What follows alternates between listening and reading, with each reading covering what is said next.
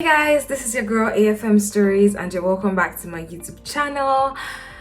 Oh my god, today is going to be amazing. Today is going to be phenomenal because guess what? We have a special session with the program officer of Chevening. Yes, the very Chevening that you know, the Chevening scholarship funded by the UK government.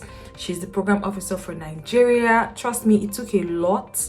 Well, let me not say it took a lot, but it takes a lot to be able to get a program officer. It takes a lot of grace because she's very busy. She has a very tight schedule, but I'm so happy that because of her passion to help people, she honored us and she's here for the session today. She has a lot to say, like just come willing. And if you're watching this on YouTube already, just get a pen, get a book, and be ready to learn as much as you can. God, thank you so much, Ma. Thank you so much, Laya. Thank you so much for this opportunity. And I believe that, we're going to learn a whole lot. So this session is going to be divided into 3 sessions here. So the first part of this is going to be her presentation. So she actually created a presentation specifically for this session, a never before seen Chevening presentation. Obviously there are some things that will be there that you might have seen before, but like obviously so yeah, that's part of it. And then she's going to quickly run through it because of time so that we can go into the main part of this session, which is actually our answering questions that you guys have sent before. So you guys sent quite a lot of questions when you were filling the form. So that's bit.ly/scholarslife. If you're interested in more opportunities like this, sorry to attend the Zoom session, you can fill the form bit.ly/scholarslife. Yes, and then after that, participants in the Zoom session would ask questions. So trust me, we're going to be in for a treat today. If you haven't subscribed to my YouTube channel, this is the best time to subscribe because a whole lot is coming. Also, please like this video because it helps YouTube to recommend it to more people. It helps to encourage me, it helps the channel to grow, literally. So help me do that, and I look forward to hearing your feedback from today's video. All right, so many of us have heard about Chevening Scholarship, and basically what this scholarship is supposed to do is to identify potential leaders. Can we go to the next slide, please? The Chevening scholarships are funded by the FCDO. Next slide, please. Sorry about that. Okay. So it's sponsored by the FCDO, which is the Foreign Commonwealth and Development Office. So DFID has now merged with FCO, so that's why we're now called FCDO. And the scholarship is available in over 160 countries, basically for a master's degree at any UK university of your choice. Next slide, please. So what makes you eligible to apply for a Chevening scholarship? Next, please. So we're looking for people who have leadership potential and have a very strong academic background and strong interpersonal skills. People who will tend to rise to prominent positions in their countries, and we've seen this over a period of time where scholars come back, they become alumni, and they rise in their communities or in their countries. Next, please. So what makes you eligible to apply for a Chevening scholarship? So the most obvious one is you have to be a citizen of a Chevening eligible country, and that's what Nigeria is. Fortunately, we fall into that bracket. There's the work experience which you need to have, which is a minimum of 2 years, and you should not have applied for UK funding before now. Next slide, please. Next slide, please. Okay. So what also makes you eligible is that you have to have an unconditional offer letter from any of the universities that you have chosen in your application. So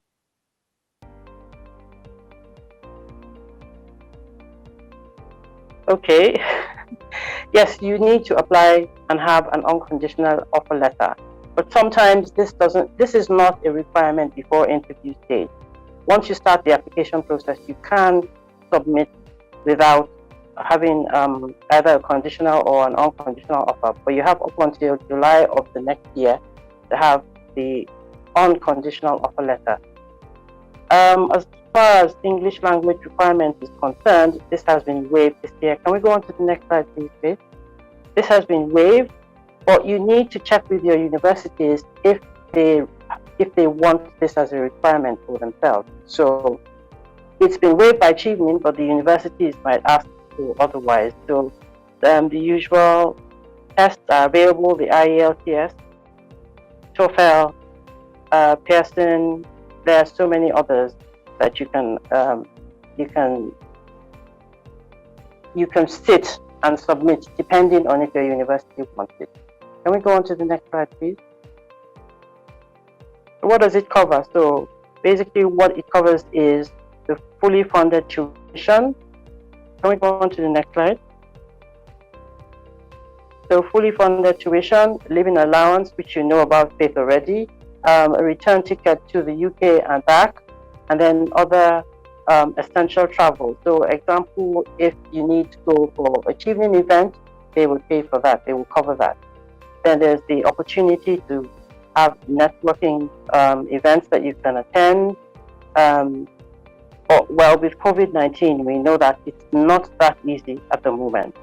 But then I've seen, especially scholars from the present cohort, organizing virtual networking events, getting together and sharing their experiences. So, I mean, you make the most of what you find yourself in.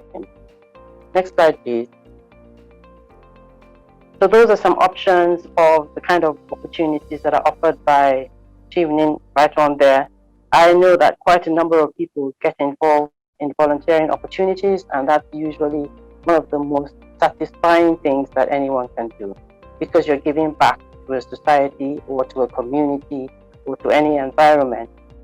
So that is one of the best things to do. But then if you're interested in journalism, or you just want to explore other areas, there's also the BBC World Service, there are relay competitions. There's so many things that you can do while you're in the UK. I'm keeping my fingers crossed for our present cohort that once the vaccines are all out and they've taken them, they should be able to start to experience this other opportunity. Next slide, please. So we have the Chevening alumni community. We have a large network. There's over 50,000 all over the world, and in Nigeria alone, we have about 3,000 Chevening alumni. As Faith was saying earlier on, there's something about being in the Chevening network, because it's so prestigious. You want to be involved with as many people as yourself who have expertise in various areas. You learn from different people. So some of the notable Chevening alumni we have are John Momo, who's the CEO of Channels. There's also Herbert Wigwe of Access Bank. And then there's Toki Mabobunte, who is the president of the Lagos Chamber of Commerce. There are so many more, but I cannot go through, all their names right now. So some people want to know what the timelines look like. So usually the applications open in September. Last year we had to open it a little bit later because of the pandemic. And so it ran for 2 months instead of 3 months. So it ends on the 3rd of November. Or it could be 5th of November, it depends on the days. And after that, in the UK, the applications are sifted against eligibility criteria. We've talked about that already. Then after that, there's the Global Assessment Reading Committee. They now look through the applications. So for this year, I know we had 60,000 applications. And you can imagine having to have different people look at 60,000 applications. For Nigeria alone, we had 8,000 applications submitted and 7,000 were eligible. So it's a lot of work. So for after that, in January and February, the applications are sent to us as a long list. We prepare them, and then from there, we now have the short. Next slide, please. So usually March to May is when interviews happen. But this year, we're going to be having the interviews in Nigeria in April. So April to May this year, that's when the interview period will be. And then by June, the results are announced. And then Chevening will begin to request for your unconditional letter from your school. As I said, there's no more English language requirement, so only if your university asks for it. And then from September to October, that's when our scholars begin to travel. They have the pre-departure event, and then they leave. That's fine, okay? You can go to the next slide. Thank you. So generally, there are about 1,500 scholarships applied for every year, and this is from over 160 countries. Next slide, please. Trying to make this as quick as possible. So in applying for a Chevening scholarship, you have to go online and you have to complete the form and you have to answer specific questions. They're the usual questions about yourself and about your qualifications, but the main part of the application process is completing the essays. Next slide, please. So we have 4 separate essays. There's a leadership and influencing essay, there's the networking essay, there's the study in the UK essay, and finally there's the career plan essay. So this is where the workload comes into play. You have to ensure that you have, or you try to submit strong applications. Next slide, please.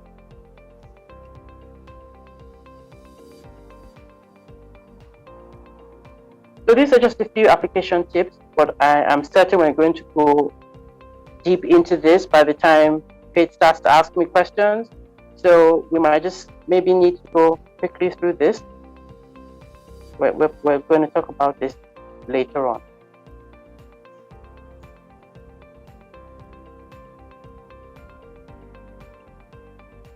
Okay, I just wanted, can you just stop there, please? Yes, this slide, thank you. I just wanted to identify what the priority areas were in Nigeria. So the list there shows what our priority areas are, and I just thought it would be good to share these now. As this is being recorded, you can always come back to it and look at what they are. So basically what it means is that when you are writing your essays, if you can, you should try and link them to these priority areas in the UK, in Nigeria. But if you can't, if you want to link them to SDGs, you can. If you want to link them to global priorities, you can do that also. Next slide, please.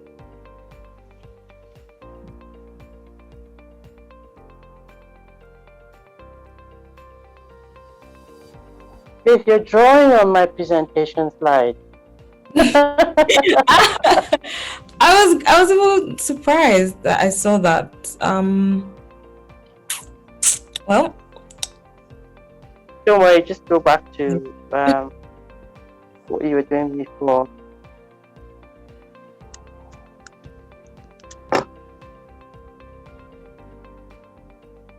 Okay, so I mean, what other useful tip is to ensure that you, if you can follow UK and Nigeria, there's just so much information on our social media handles, either on Twitter or on Instagram or on Facebook. If you follow these handles, you would learn a lot about what UK is doing in Nigeria, and you would have more knowledge about how to work with the British High Commission.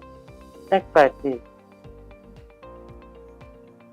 Chevening is also on social media. I am sure almost everyone here should be following Chevening FCDO on social media by now. But if you haven't, then this is the right time to do so. And you can also check out our website. The address is up there. And then our Facebook pages, Twitter, Instagram, and LinkedIn pages. So I think that really brings us to the end of the presentation slide. Now for the interview questions from Faith. I'm ready for you, I hope. Okay, guys, thank you so much for that detailed, brief presentation, because I know that you're trying to be mindful of time. I'm sure we learned a lot, especially the priority area. In my time, I didn't even know much about the climate part of it, but like it seems like there's a lot of there's a lot of information about that.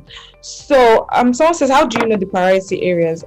She just shared it now. So I think once in Ghana, that person asked about in Ghana. In Ghana, oh, okay. I think you might have to check. You have to check with your Chevening officer. Yeah, I think you have to do that. Okay, so I'll just go into the questions. We have a large array of questions about interviews, questions about the application process, questions from people that maybe have been rejected, and we're going to be attempting to answer them to the best of our knowledge. So the first question I have here is, what is the course selection criteria? So for all levels, from the essay to the interview, like aside academic excellence, community service, and research activity, what else is a prerequisite? Does Chevening have a preference for the kind of candidates that it accepts? So Chevening doesn't really have like a standard type of candidate that it would accept.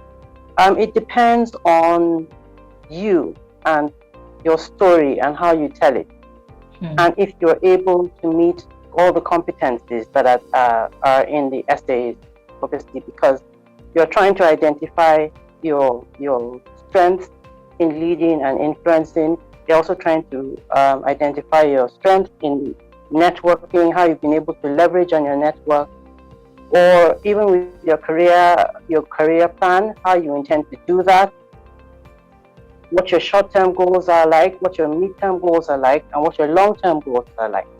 So what we're looking for is, as I said earlier on in the presentation, potential leaders. How do you stand out as one? Yes, and then you asked about the selection criteria. We have something that we have set up. It's like a rubric kind of design, and it starts all the way from the Global Assessment Committee in the UK. They do first initial step, and as I said, there's just so many applications. They have to have the initial scoring guide so that they can use a guide to score the applications that they have. So what happens is we have an application that you can identify as outstanding, which would have like a score of 4. An application that has very good, points. One that is good will get it 2, and then if it's just satisfactory, that person will get a 1. And unfortunately, if it's unacceptable, you get a 0. Wow. There have also been times where applicants have pasted the same question in answer to the 2 different essays. For example, you have pasted in because most people work offline and they go and paste it in later on.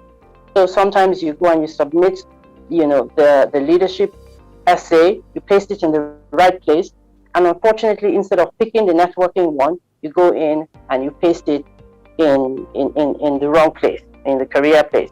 So obviously that shows that you have made a mistake and you didn't really go over your essays properly before submitting. In that way, you would be eligible. You'll be eligible. No, you will not be eligible to apply. Yeah. Yeah. So there are regional reviewers and there are academic reviewers. For the regional reviewers, what they do is they just look at the trend, the kind of essays that come from a particular region or country. But for academic reviewers, what they do is they look at your career plan, they look at your work experience, and they try and understand why you have chosen the course that you have chosen. So there should be some form of synergy when you are putting your application together. There should be a reason why if you decide that you want to change your path, you should have a clear description of why it is you're changing that path. And you should have evidence to back up why you think you can change your career path. Someone is saying that they can't hear me again. Can you hear me? Hear you actually.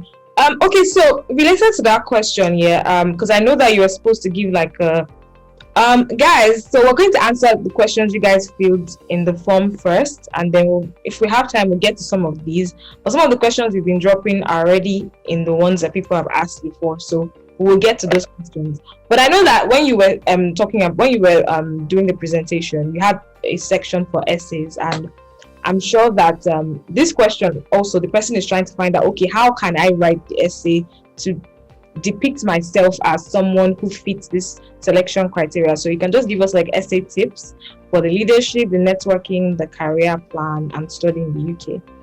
So how best can we and all of that? Okay. So first of all, for your applications to stand out, you have to be authentic, you have to be original, and you have to be specific. Obviously, good language is good to have good language, good grammar, and then be concise. And the issue of plagiarism is also there. You don't want to be copying someone else's essays because they run it through some kind of system. I mean, recently we just had this essay competition and we had to run all those applications through Turnitin. I know those of you in the UK use that a lot, and also here in Nigeria. Then you need to let your passion for the greater good shine through. Also, for the criteria that we are looking for, first of all, we want people who are true to themselves, who are able to reflect this in their essays and tell us their story. And you have to highlight your strengths. Even if you've had weaknesses or if you've had challenges, you should not be afraid. Tell us what those challenges are and how you resolve them. So we're first of all looking at the STAR approach. We're talking about the situation, the task, the action, the result. And sometimes there's the lessons learned. So that's what I'm saying. When you get to the result, if you have described something where there was a bit of challenge, then you can also say, but from this project, I was able to learn this. And I know that for the next project, I would be, applying some of these things that I've learned into this new project that I'm going into. So some of the specific things that were shared on the website, and thankfully, Faith is going to be sending out some links in the chat box to everyone. And I would really encourage you to have a look at those after today, because the truth about it is there's a limit to how much we can say here. So, but some of the specific things that some of the assessors from the Global Assessment Committee said was that they felt that people were not showing clear thought processes. They were not refined in their description. They did not have proper examples. The examples did not follow. They were not organized, basically. So there should be, even in the way you use your STAR approach, you should be organized and explain the situation as it happens in an organized manner and have steps to show that. What else? I'll be specific about leadership and influencing. When you're discussing about leadership, you need to show examples, as many examples as can fit in there, maybe 2 or 3 examples, but you have to ensure that those examples are very detailed. And you also need to ensure that you are linking the examples with what you intend to do in the future. So for example, if you have a goal and you're working towards that goal, you have to try and make sure that that is applicable in each of the essays. So for example, I am working towards doing this. You should always come back at the end and say, this is where you're going to. Even though you're talking about leadership now, and then you're going to talk about networking and your career plan, it should be a goal that you should identify in each of the essays so that there is some form of cohesion. You should also remember to use the word I and not we, because here you are trying to tell people how you led and not what you did in the team. You have to pull out those strengths so that the interviewers can see that you were the main person. It's called blowing your own trumpet, really. I know that sometimes it sounds selfish to do that, but then when you are fighting for something, because this is a competition, then you have to learn how to blow your own trumpet and identify what you did in that situation. Then for the networking question as well, you have to provide specific examples of your network. You have to explain how that network, how you've maintained the relationship with that network and what you've been able to benefit from it. And then there's something else at the end of the essays. It's always good to also highlight how the scholarship is going to benefit you. They always want to see why it is that you're applying for the scholarship. Not because you have ideas, you have dreams, this is what you want to do, but how is the scholarship going to benefit you? So you have to have, even if it is 1 or 2 lines, explaining how that is going to happen in your favor. Then with the study in the UK question, the essay, you have to do your research. And for anyone who is planning to apply in September, you should have started doing your research now. You don't need to wait until it's very close to the application period. Start doing your research now. Start asking questions. Start reaching out to scholars if you can, or to alumni, or just go on the Chevening website and study and find out the courses that are available. Because there's nothing that you will get in life if you do not put in your hard work. So you have to be dedicated and also identify where you will get the information that you need, and then see how that ties in with your career goals. Do I really want to do this course? Why do I want to do it? How will it develop my life? How will it impact in Nigeria when I come back? Those are the things we want to see. And then we believe in the British High Commission, in people-people link, in people-people relationship. So what that means is that we are investing in you because when you come back, we want to have a friendship with you. And we want to be able to gain from you as well. So if we are not able to see that from before you go, then we would rather choose somebody else who is telling us clearly how they intend to do it. The same thing with your career plan. You have to be realistic, not ambiguous.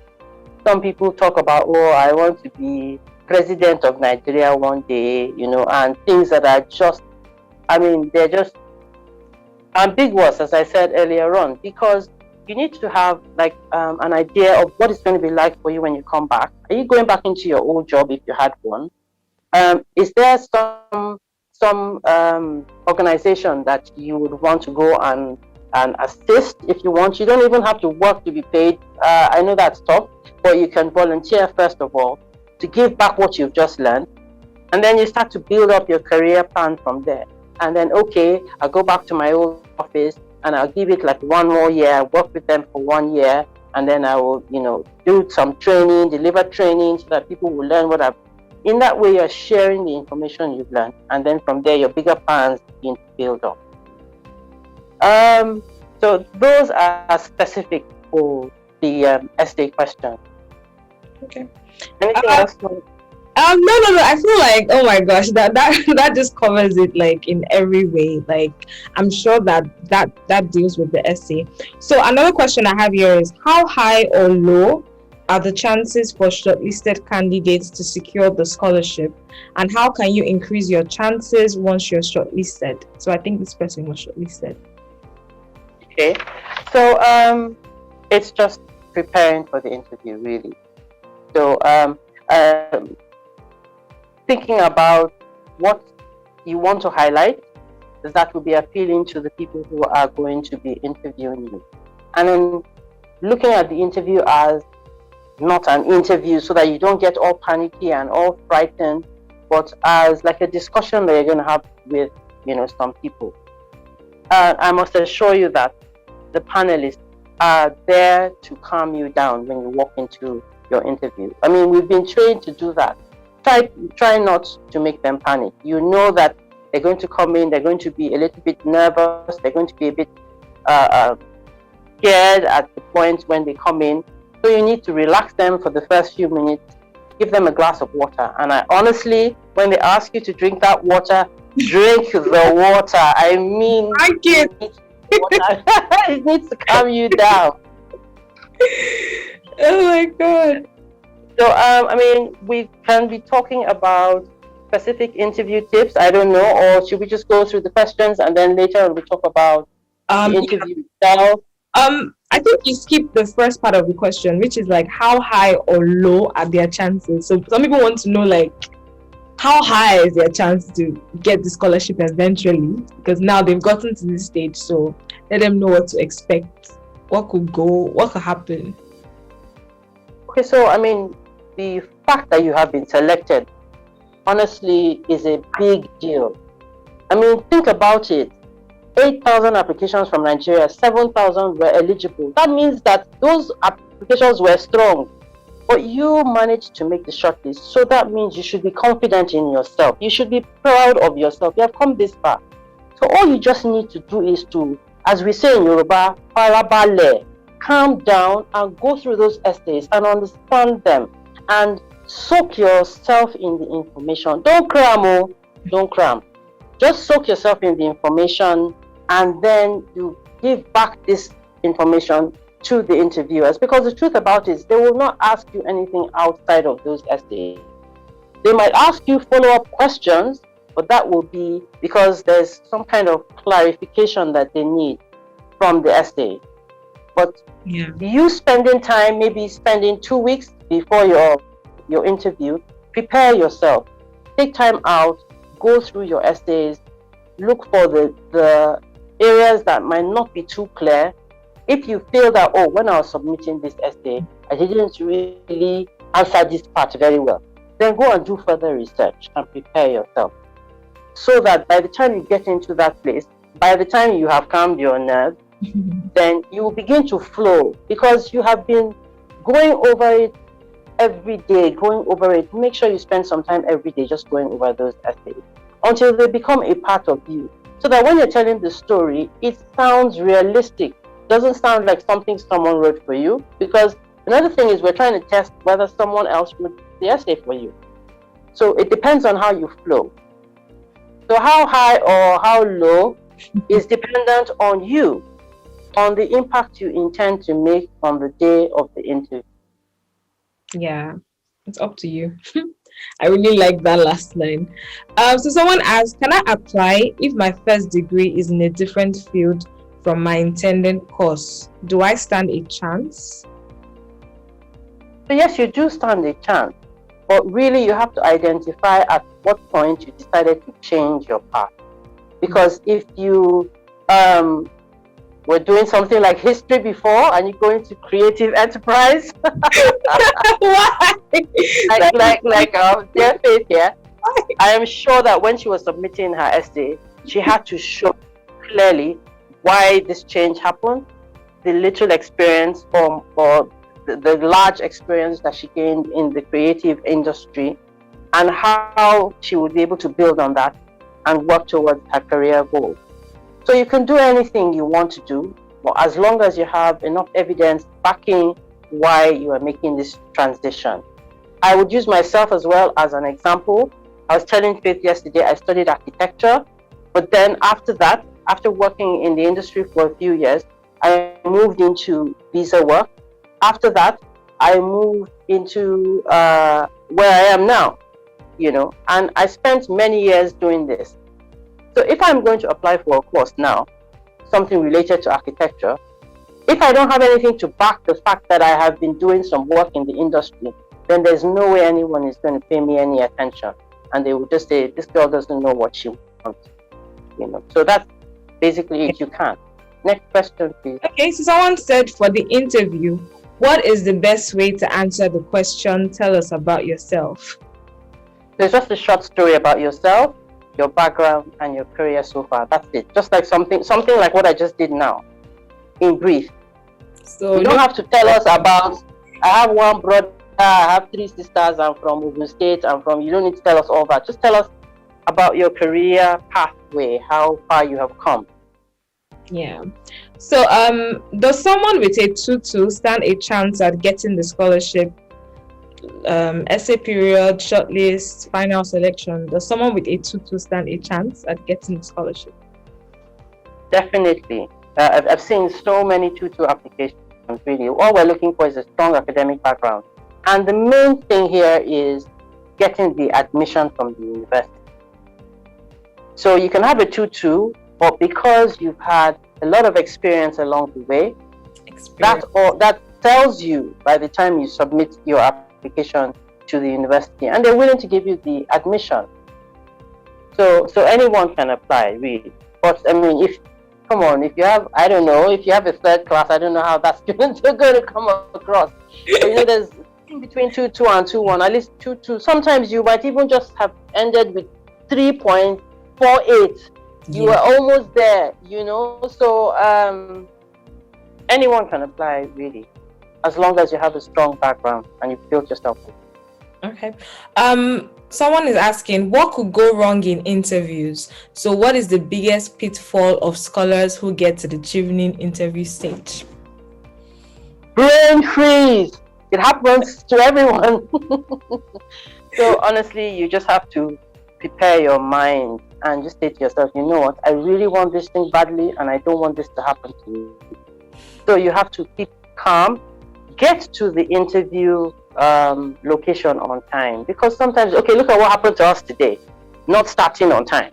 Already we're beginning to panic, but that was because, okay, IT issues, but we did test this yesterday. So sometimes even with face-to-face interviews, make sure you get to the venue on time, have a seat, calm down, have a drink of water, whatever, and try and recollect your thoughts.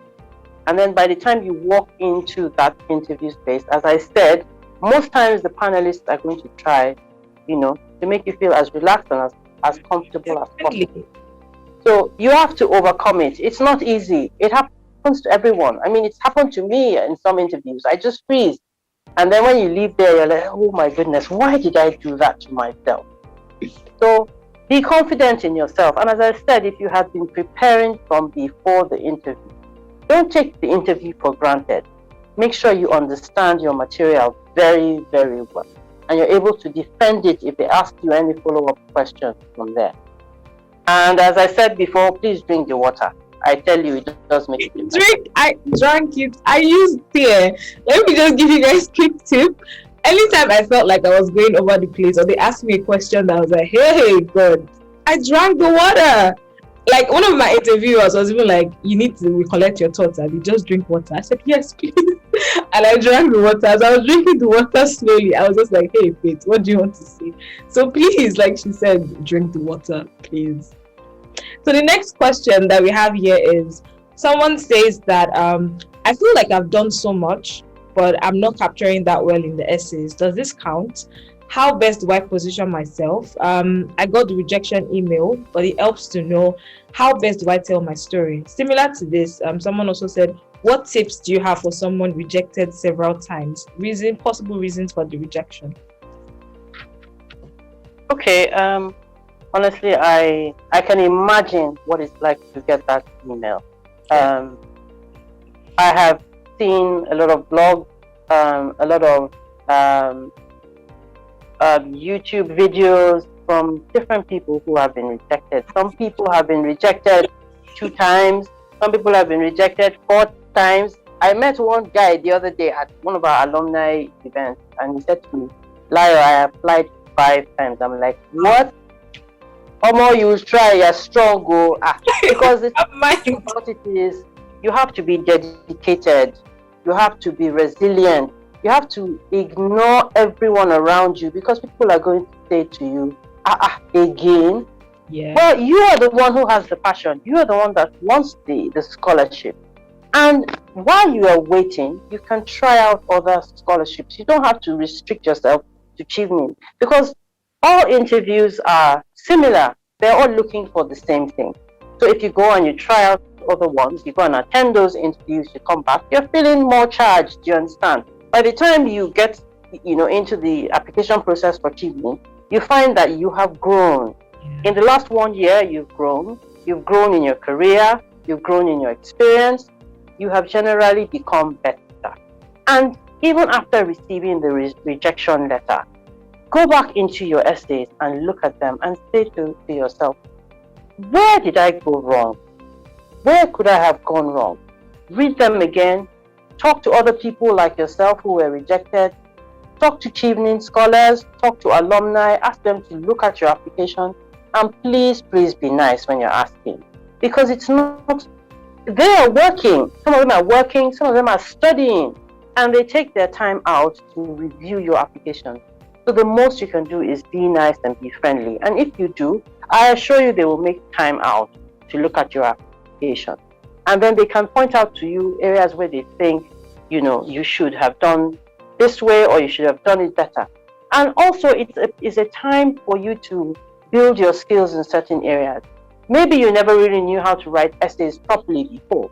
This is your time now to research and find out how best to write a convincing essay that captures all your thoughts in one essay. You understand? So you can do an online course. You can do something that doesn't cost anything. You can just go in there and prepare, yourself for the next phase, because you're not going to give up. You're going to keep trying. There's nothing in life that comes easy. There are some people who are lucky, they get it the first time, but I tell you, it must be luck, because it is a lot of hard work. And the more you build yourself, the stronger you become. And there will be some day when someone will say, you know what, this guy, because there's that question on the last part of the application form that says, how many times have you applied for the Chevening scholarship? How did you hear about it? And you would say how many times you've applied. And they would look at your application and you're like, this guy, this is his fourth time. Maybe this is the time to give him a chance. Do you understand? But definitely they would have seen some kind of improvement in your essays, or they wouldn't. Okay, so someone I feel like I'm rambling too much. No! Okay. Sorry, I get to it. I keep seeing people ask about the number of people longlisted, shortlisted. I don't know if you just want to clarify that. Okay, so I'll just give you the figures for Nigeria, right? Yeah. So globally, there were about 62,000 applications. I did mention 8,000 this year and 7,000 eligible. And what happens with the long list, it depends on the allocations that we have for that year. This year we don't know exactly what we're going to get, but we're expecting to get the same number from last year. Like we had about 49 scholars last year, although 3 of them withdrew at the last moment. This was really painful to us because we couldn't replace them with people on the reserve because it was already too late. But then we had 49 allocation slots. So we're hoping to have the same this year, all things being equal.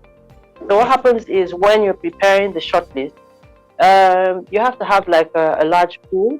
Either you're interviewing 3 times your allocation slot, or as wide as 5 times your allocation slot. So last year we had 198 interviewed, and this year we've gone down to 141.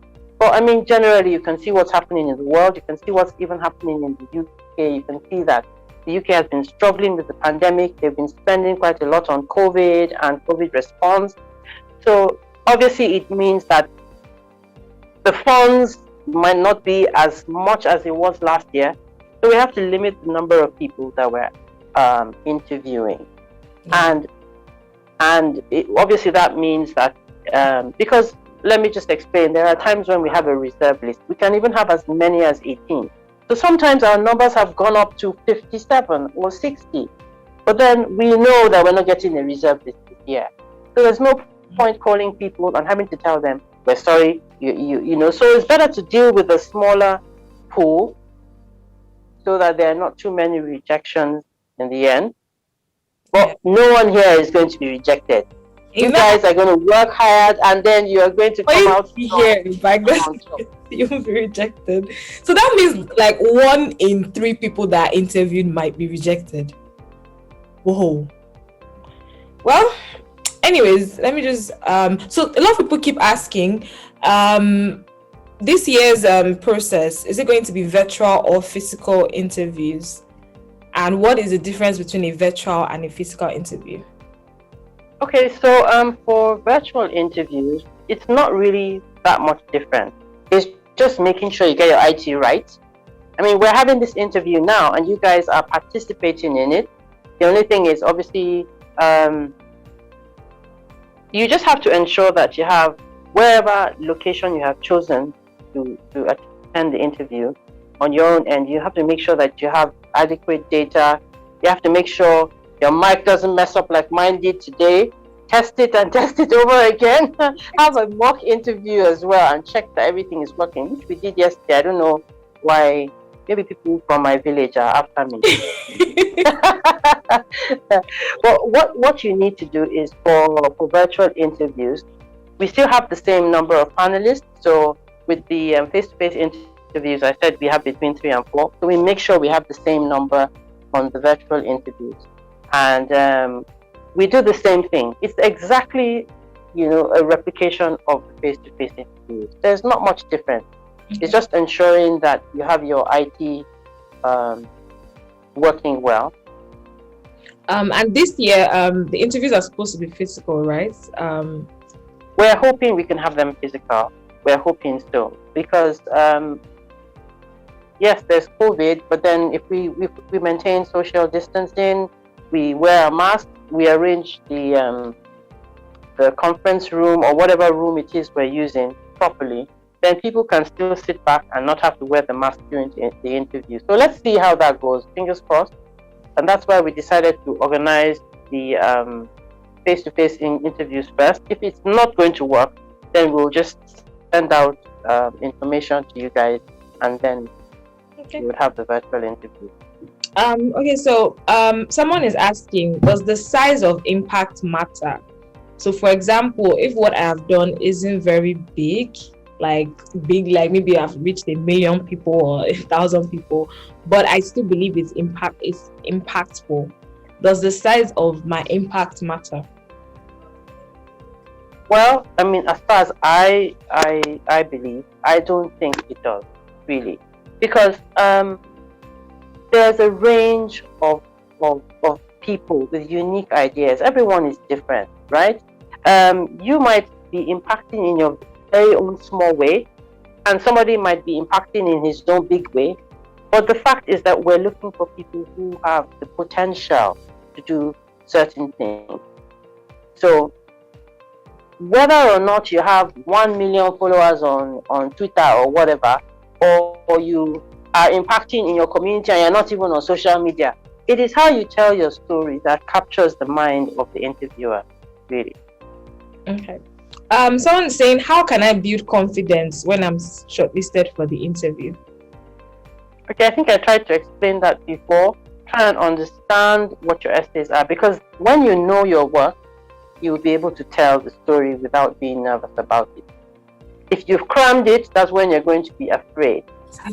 So to build your confidence before the interview, as I said, the fact that you have been selected already shows that you are a strong candidate. Can you imagine? Out of 8,000 people, you are part of the people shortlisted. You should give yourself a pat on the back, because you would not be here if you were not strong. So what you need to do is you need to maintain that tempo. You keep on saying to yourself, I am strong, I'm going to do this thing, I'm going to get this thing. And for me to do this, I need to keep on and keep on. I need to understand these essays. I need to understand what I'm trying to say. Okay, if they ask me this question, how am I going to answer it? And what if they ask me this one? Ask all those questions to yourself. Then if you have the opportunity to identify areas where you have been awarded for something because of something that you did, blow your trumpet, blow your trumpet, blow your trumpet. Any area of expertise that you think that people have told you, look, this one, there's no way, just keep on at it. And then when you come into the interview with this level of confidence, body language too, don't put your hand here and be flicking your hands up and down, because they will already see your nervousness. Hide your hand under the table. You can hide your hand under the table, and just try sit up. Just have good, a good composure. Dress properly. Even if you're at a virtual interview, that top half you can wear boxers under if you're a guy, but wear a proper shirt, on top. As long as you're not going to stand and go and get something later on in the middle of the interview. I mean, if you started getting dressed, you can just finish up the dressing, Don't wear anything that is not comfortable, that you're going to feel, because I tell you, your temperature is going to increase.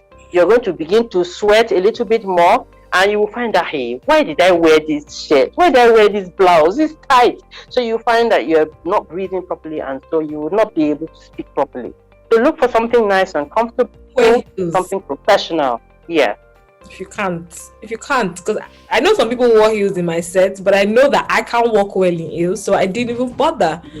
So don't forget the mock interviews. It's very, very important. That is important, because when you get someone to listen to you and give constructive feedback, because that's the truth about it, not the friend that you're going to call and say, "Kai, you're correct, you're good, you are doing this, you're doing that." No. Look for that friend that you know, this guy will tell me when I'm doing wrong. This guy will tell me when I'm not doing the right thing. If you are able to get a Chevening scholar or an alumnus or any of those, all the best for you. But if you find, I love you too. I love you. Guys, she's amazing. Trust me. I don't know what to talk about it, but she's amazing. Like once she gets selected, she's awesome. So that's really it, getting someone to review your applications, listen to you. If you don't have anyone, stand in front of the mirror and see how you look when you're talking. And so you keep on trying to refine yourself. Yeah. Okay, so someone is saying, does Chevening discriminate based on age, or does age play a role? Normally, we do not discriminate against age, against gender, against race. We do not. And we're even trained not to show any form of bias. I mean, it's part of the things that we're trained on. Do not show bias at all. But there's always the unconscious bias, but that's why there's a panel. So there are other people on that panel. And if you are beginning to show that, they will be able to tell, and then they will be able to, no, we don't agree with your scores. Everybody has to agree at the end of the interview. So that's why I'll just explain, there's 1 hour for each person. But the truth is, by the time you come in, maybe you've come in 10 minutes after the hour, then you have your 40 minutes for your question. Then when you leave, then there's like another 10 minutes before the next person comes so that they can agree.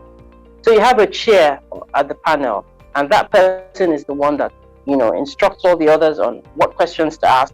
And then at the end of everything, you would ask them, what did you score this person? You are not going to try and force them to give the score that you have given. Everybody has to explain why they gave their scores. And some of them would say, well, I'm not ready to change this. This is what I think this person deserves. And then some of them will be like, okay, see, I get your point. I think I should have given this person, 1 mark extra. And then that is how it happens. So it's like some form of negotiation between the panel. So you have to try and aim to get high marks for each of the essays. Each of the essays you need to try, because everything is over 4 as well, 4 over 4, and in total over 16. If you can get high scores, then you will definitely come out on top. So in short, to get high scores in all the questions, I believe in you guys. 4 over 4 in all of them. All of them. Don't go and get 4 in 3 and then get 1 in 1. That's the end. Prepare for all the parts of it. So sorry about the age limit. Sorry, I didn't answer that. So you have to be, you cannot apply if you're less than 18. So we have a lower age limit, but we don't have an upper age limit. We had someone who was 56 that applied from one of these other African countries last year. Yeah, so I mean, it doesn't matter how old you are, as long as you're not younger than 18. Okay, someone is asking, should we give the same examples in the essay in the interview, or different examples? So I would say it depends. It depends on your situation. So I might have not had any experiences after I submitted the essay during the time of the application period, but some people might have new things that came up, and they're like, oh wow, this actually is a stronger one. I should use this one instead. But the thing about it is, you see, you were selected, or your essay was selected for a reason. You have to make sure that that new one that you are bringing is at par with that one that you submitted, or even better. That one. Yeah, because okay, you have this new example, but how strong is it? If you think it is strong, then you have to make it very, very strong and very convincing. Because what happens is they read the essays before the interview. They read the essays before. These questions are distracting me. You need twice now. Because I'm funny. We're going to look at them. We promise. We're going to look at We'll them. come back to this question. How do you want to get it twice now? Okay, so so I would suggest that if you have no other examples, then stick to the examples that you have. If you have additional examples, then go ahead and work on those examples and have them ready for the interview. You might have time and you use the same, exactly. But it was just like maybe something I had said, but it had like a new dimension, so I just added it down. Oh yeah, recently as part of this we also did this. But like you said, if your new example is not good enough, don't go and, because like you said, it has to be like the same level as what they saw when they read your essay and at the interview what they are seeing now. So you have to really demonstrate that. So like you said, be safe, weigh your options. Someone said, can a polytechnic graduate with lower credits apply for the scholarship? This kind of questions. Oh, if the university gives you admission, no problem. No problem. If the university is willing to accept your application with that qualification, then that's fine. But we're looking for people with strong academic backgrounds. So it might mean that you might just want to build on yourself a little bit more. I don't know. It depends. But you can try and see what happens. Yeah. Okay, so someone says, what kind of questions will be asked in the interview? So potential in the interview questions and appropriate answers. You can't give me the answer. But anyways, what do you think? That one is expo. I cannot be giving you those kind of questions here now. Sure, but honestly, it's nothing different from, when you go and do research and you go and look at the most asked competency questions, those are the kind of questions you're going to get. And there's nothing that will be asked that is not related to your essay. So when you get into the interview room and they've introduced themselves, panel, when you sit down, you've introduced yourself or they introduce themselves first, that's how it works. Somebody would say, okay, now, Faith, we're going to ask you some questions here. So my colleague is going to ask you a question on leadership and influencing, and I'm going to ask you one on networking. And so that is it. It's the essay. They are going to ask you what you have come prepared for. Nobody's going to come and start doing or stressing you and making you answer something that. So it's going to be just like a twisted question around your essay. And there may be follow-ups based on what you say. That's why I said with the follow-ups, it means you have to understand what you're saying in your essay, so that when they ask you those questions, you are able to answer those. Okay. Someone said, do I need some sort of social media presence to qualify? I think I said this before. Definitely not. You do not. It's not a criteria. But being on social media and following the right people is good for you because it exposes you to see what is happening out there. I mean, look at me. I was not on social media many years ago. I was just on Facebook. But before long ago, I had to go and get a Twitter account and be following some people. So go, if you don't want to be too involved in social media, it's not compulsory really. But what you need to do is just follow the right people. Go and look for, maybe apart from UK in Nigeria, I must tell you that one. Go and follow UK in Nigeria. You see what they are doing. Go and follow some Chevening scholars that are there now and are telling you their stories. See what they are doing. They'll be telling you about the universities. You will even have an idea of what the universities are like just by following them. They write blogs, they have videos. There's so much information out there. I mean, it's amazing, what is out there and what you can learn from different people. Mm-hmm. Okay, someone says, so I understand that we'll be asked to ask questions at the end of the interview. What kind of question can I ask at the end? You can ask anything you want to ask, really. I mean, there's no mark for that question. Nobody is going to give you a mark for it. It is just you maybe wanting to seek clarification on something. Maybe you have a question about the UK that you want to ask. That's your time to ask it. Something that you've never been clear about, you want to ask. You want to ask about COVID and how we're going to deal with that for your own cohort, you can ask. You want to ask about the Alumni Association. Sometimes we have panelists that are from the Alumni Association. So you want to ask a question about, you can ask. And then it should be spontaneous. You should not go and prepare a question and expect that, this is what I'm going to ask. Don't. Because it depends on how the interview goes. You understand? So there might be ask if you do well in the interview. What? Can you ask if you did well at the interview? Which interview? I didn't apply to Chevening. I'm not eligible. No, the person said, can they ask the panelists if they did well at the interview? Oh, I see. I thought they were asking me the question. I don't No, you can't answer that question. That one. Even if you didn't do well, they will not tell you there now. You have to wait like everybody else. You have to wait like everybody else. So that's not really a reasonable question. And I don't mean it to spite you. I'm just trying to say that it's not going to help you because they're not going to tell you anyway. Yeah. So someone is saying, how can I craft my application to fit UK focus areas next time? The person was rejected. Is agri tech or agri business a focus area for the UK? Yes. I think you saw sustainable agriculture, land use, all of that. It is.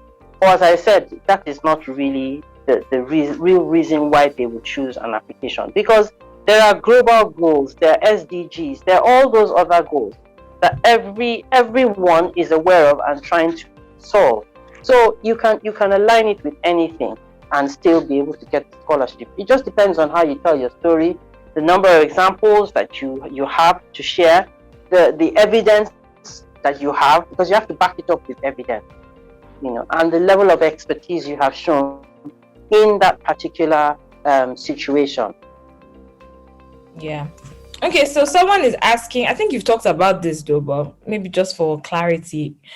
Typical structure of an interview, what is it like? What should I expect? I think I mentioned about the time, 40 minutes. I talked about the number of people on the panel. I think that's the structure of the interview. That's what you're asking, isn't it? Yeah. I think you've answered it. So someone says, must I have a business or an NGO if my experiences must I have a business or an NGO? And then if my experiences are in other people's organizations, how do I demonstrate leadership if I'm not like a founder or something? So to me, there are like 1,001 ways to show how a person has led. It does not necessarily have to be an NGO. It doesn't. It could be anywhere. It could be in your organization. It could be in a situation. You don't have to have an NGO to apply for Chevening. I don't know why people just think that, maybe because some of the examples they have seen are people with NGOs, but you don't have to. Okay, so if you don't have like a business or an NGO, you just need to just demonstrate your leadership experience in situations and... Yeah. Okay. Yeah. So I think you've talked because leadership is a practical skill. And it could be in various areas that you have been able to show how you've led.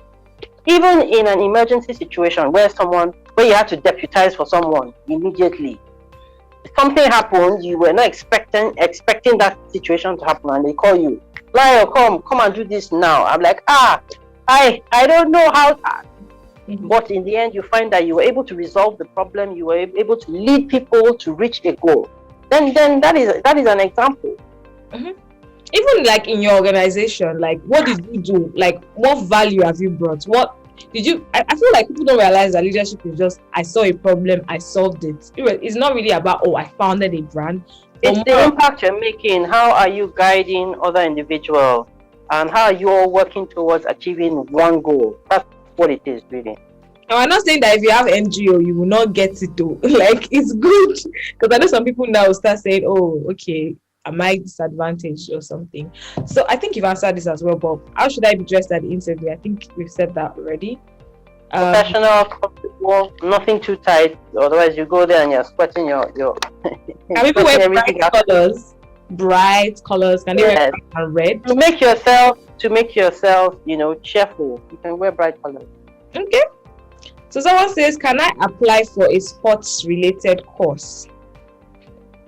You are free to apply for any course, as long as you have a specific goal and you've been able to show how you have maybe impacted in that area or in that industry, and how you intend to impact afterwards. So as long as you're able to identify in all those essays how it is, studying a sports course is going to help you to achieve your goals in the end, and how you're going to impact. You can do something in sports and the impact is going to be large, maybe because you're reaching out to a particular, maybe helping to employ a certain, a group of people.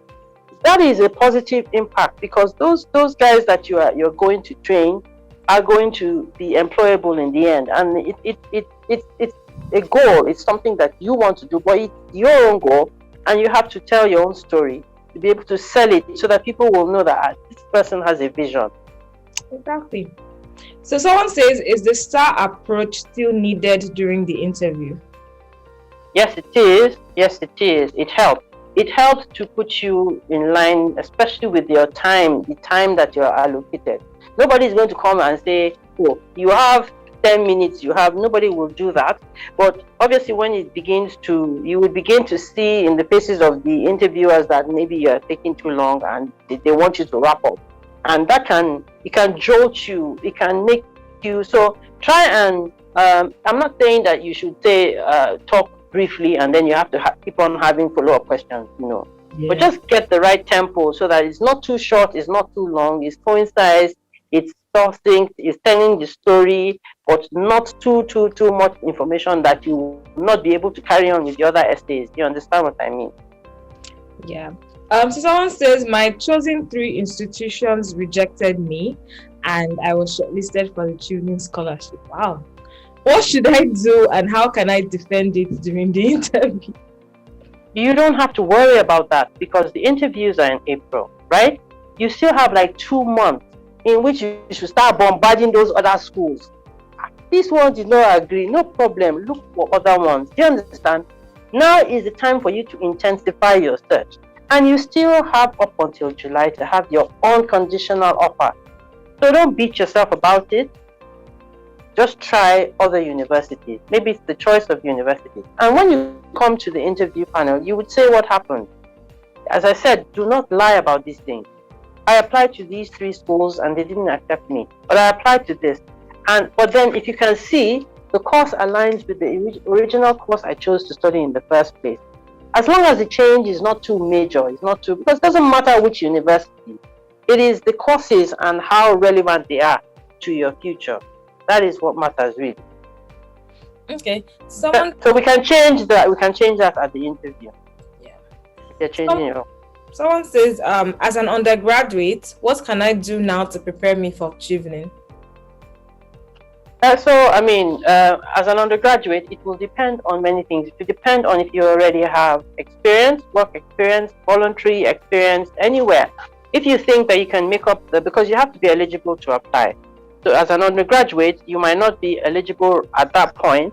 But if you've been doing some work, if you've been doing some paid work, voluntary work, wherever it is, and you're able to add up the 2 years, then it means you should start researching your universities there and then. You don't need to wait. You can start doing your research on time and start preparing, reading on the website what the tips are, the specific tips are, and also following AFM stories and so many other people out there on YouTube. Okay. Someone says, what documents should I carry for the interview? Okay, so it will depend. If it is a face-to-face, if you have your references, then you can come along with them. But if it's a virtual interview, then normally myself or any Chevening officer will write to you and say to you, can you please send a scanned copy of your reference to me, and I would now print that off and I'll keep it. That's if you are not able to upload it. If the portal is closed and you cannot upload it, so just bring it to the interview. And that's similar to what somebody said. Someone said that they uploaded the wrong letter. So can they still fix that in the interview? Okay, so what they can do, yes, they can, but then they can write to me straight away now. I don't know if you have my email address, my official email address. You can put that in there. Just write to me, and then I will follow up with the secretariat, and then they will try and probably delete that one that is there, and then give you the opportunity to upload the correct one. See, so whatever it is. No, don't panic. These things happen. Yeah. Okay, while I'm trying to type that, let me just ask you the next one. Okay, I think you've answered this already. But someone says, considering how long the interview typically takes, how many minutes should I use to answer a question? So we said 40 minutes, right? And we have 4 questions. So that's like 10 minutes each. Maybe 8 minutes. In fact, can you talk for more than 5 minutes? Let's be honest. I don't know. I don't know. It depends. Look, let me tell you the honest truth, right? We just allocate a period of time. It does not mean that once is 8 minutes, 10 minutes for the first one, we say, oh yeah, cut. Next one, networking. Next one. No, we don't do it that way. It just flows into each other. Do you understand? Yeah. They might want to answer, they might want to ask more follow-up questions on the first leadership and influencing question. And maybe because that took some time, by the time they go into the networking one, they might ask each other, oh, does anyone else have any questions for our candidate here? And then they'll be like, no. So you understand what I mean? It depends on each of the essays and what they want to get out of those essays. Okay, so someone says, I think you already said this already. Okay, could you tell us about your interview experiences? What does that question mean? I don't know, maybe they're trying to interview. What did you say? Are they talking about me? Okay, I think so. Let me answer it that way. Okay. For me, I haven't applied for the Chevening scholarship because I am not allowed to. Myself, my family, no member of my family is allowed to. And the reason is because we're trying to ensure that there's no level of bias, that we do not find ourselves giving all our slots to people that work in the British High Commission. So there's like an embargo on it. There's nobody within the British High Commission that can apply for, or your sister or your direct relation can't apply for it. But when it comes to other interviews, I have attended other interviews. I have gone through exactly the same thing some of you have gone through. I've been through rejection in my life too. And then I just kept on trying. People will come and say, Layo, you're good, Layo, you're strong, Layo, you're this. Just go ahead and apply for the next one. And then when I get the second rejection, I'll come back and say, so you see, I can't be that good. I'll say, Layo, I said you are good. So honestly, the thing about it is you have to just convince yourself that you are good enough, and you keep on trying until you get what you want. Anything you do it like, for example, it's like you're applying for a dream job. I want to work in the UN, and you keep trying until you get it. You cannot say you're going to be discouraged and you're just going to sit back because you didn't get it. So it's about how resilient you are, how strong you are. You just have to learn how to put some things behind you and move on, because life is full of challenges, whether it's Chevening interviews, whether it is looking for a job, whether it is maintaining your family relationship. There are challenges everywhere, and it's how you deal with it that matters. Okay. You guys can keep dropping your questions in the chat box, but I just want to finish up the ones that were asked. So someone says, does one need to be admitted into an institution of choice before applying for the scholarship? No, you don't have to, because we understand that that's just the beginning of the process for you. We know that right there and then you're trying to complete your application form. And so we don't want to add that pressure of you. But what you need to do is you need to research the university. Even if you haven't started, applying to the school, you should be able to research the schools that you want to go to. Otherwise, you will not be able to answer the study in the UK question. Okay. Yeah. So I'm a final year student in Nigeria. Is it possible to be, I think you've answered this already.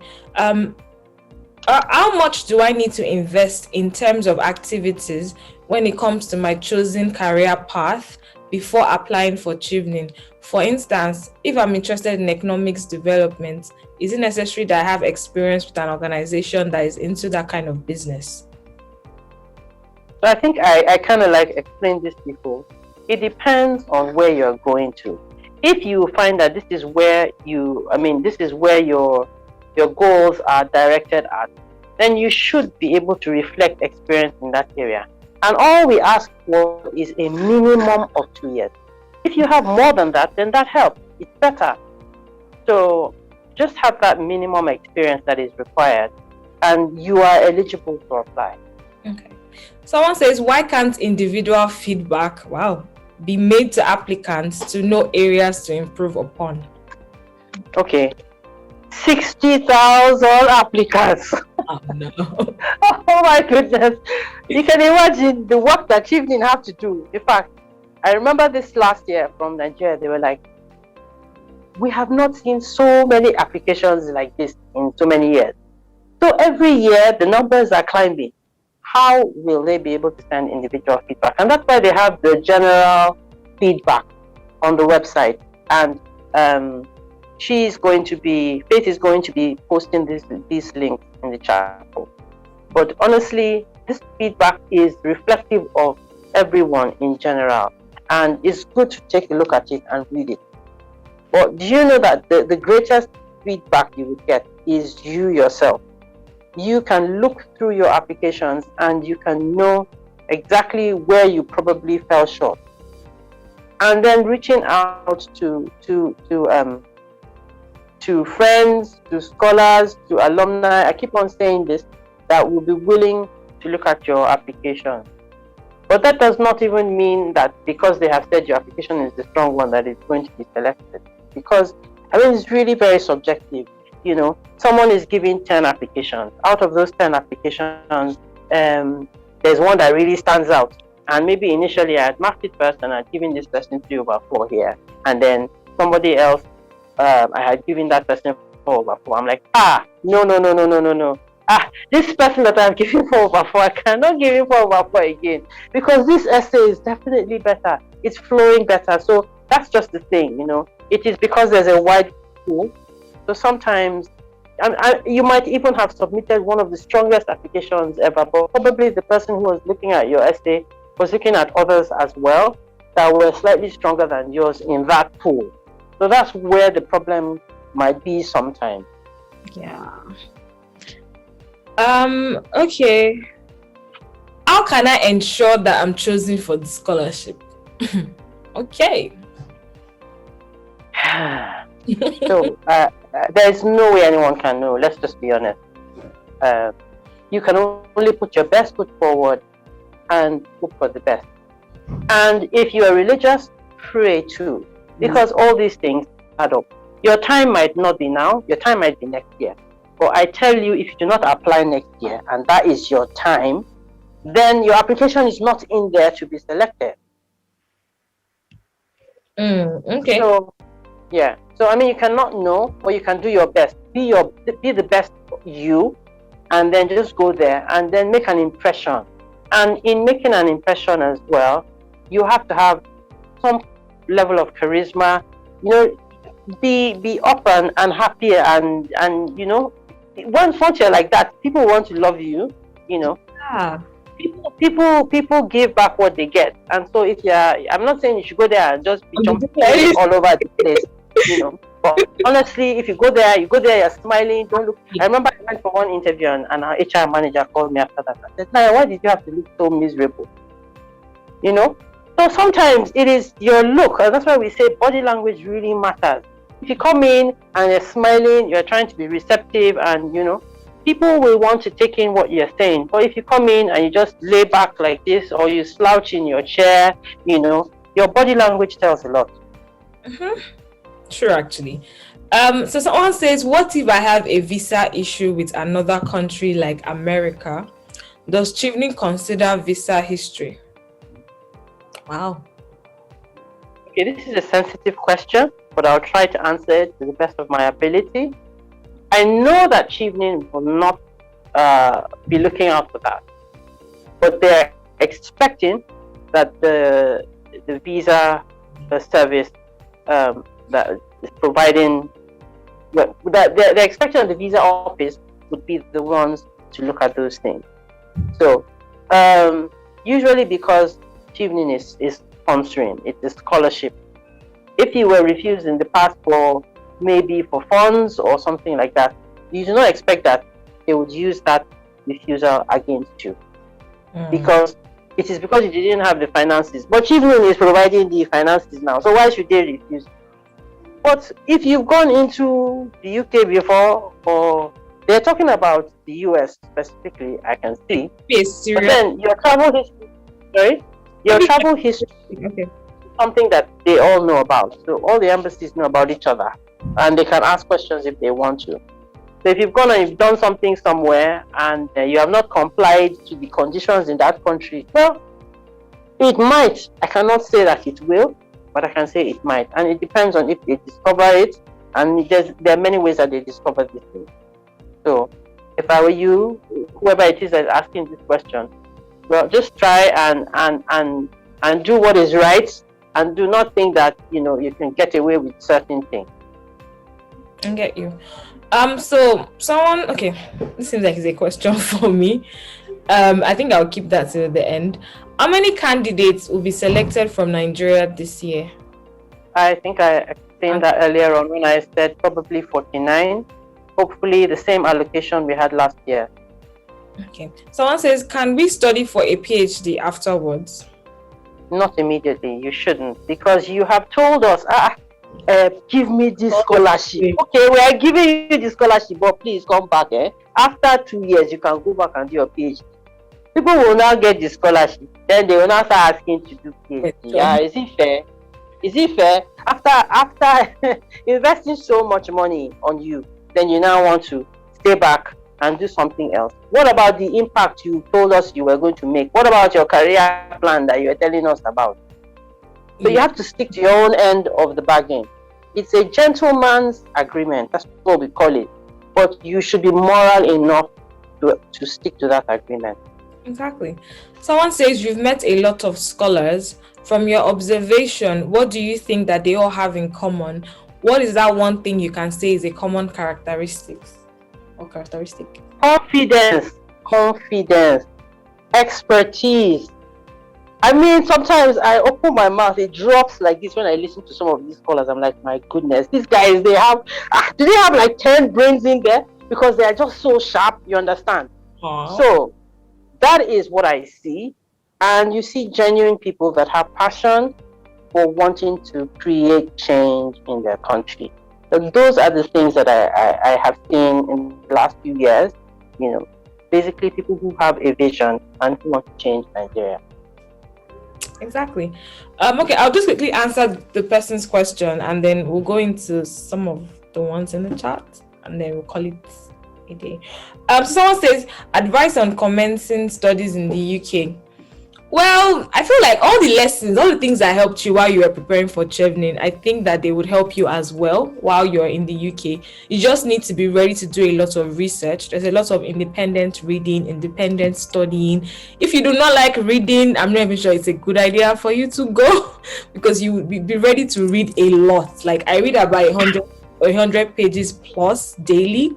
So be ready to read. And then also be ready to reference. So a lot of mistakes that people make is that they're not aware that UK is very strong on no plagiarism. So you can't even rewriting it in your own words, you still need to reference. So you don't want to, because if you do not reference, it's going to affect your grades, it's going to affect your scores and all of that. So you need to research, be ready to read, and then have a good relationship with people around you. So be friends with like your course mates.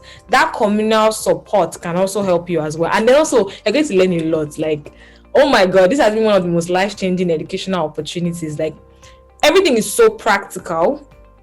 So everything you're learning, you can apply it once you're back in Nigeria. So just be ready to read, ready to research, and be ready to actually do things, and you'll be fine. So let me just see some of the questions that we can ask. Quickly. It's quite a lot. How much? No, I'm not asking a question. I've been rejected. Okay, for the second time this year. What advice you can give me? I think we've answered that. But if you just have like 1 or 2 lines, you can give the person. About reference. So, what is an ideal reference? Does a reference play a part in awarding the scholarship? Is it too late to ask for my uploaded references to be deleted, or can I upload an updated reference from my referees? I think I rushed into uploading my references. What do you think about that? Okay, so as I said earlier on, I mean, just send me an email if you feel that what you attached in there is incorrect and you want to change it. But I mean, for an appropriate reference, as I said, there's so much on the website. But the thing is, you have to have someone who is going to speak about you professionally or academically. Obviously, not uncles or your aunties or anybody like that. This person has to talk about, your performance in the professional industry or when you were in school. So, and a realistic reference letter should be maybe 2 pages long, but not more than 2 pages. Anything more than that, it becomes like a burden for whoever it is that is reading it. So that means that person who is writing, and you know that for those who are not submitting in English, you have to prepare a notarized version to ensure that that the assessor can see that and understand what the letter says.